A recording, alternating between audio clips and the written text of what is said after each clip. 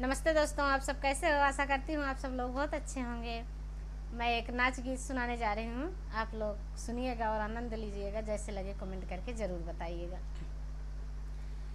झाल झाल बेरिया मकोइया तोड़ गईली, हेराई गईली ना हमारी छोट की ननदिया, हेराई गईली ना।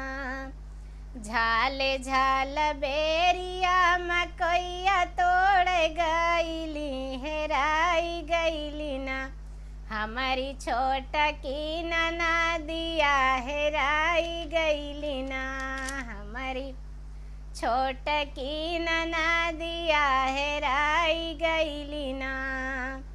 एक ओरी खो जाई ना नदी के भैया, दूसरे ओरिया ना हो दूसरे ओरिया ना खो जाए हमारो ननदोइया, हो दूसरे ओरिया ना।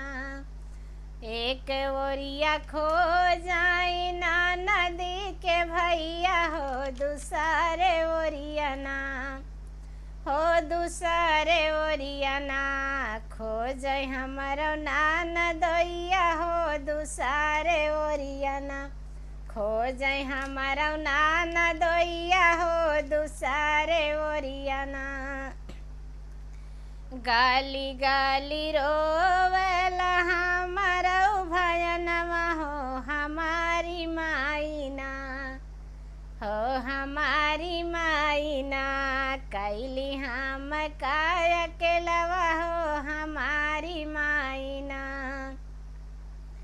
गाली गाली रोवेला हमारा भयनवा, हो हमारी माईना हो हमारी माईना कैली हम काय के लवा, हो हमारी माईना कैली हम काय के लवा, हो हमारी माईना।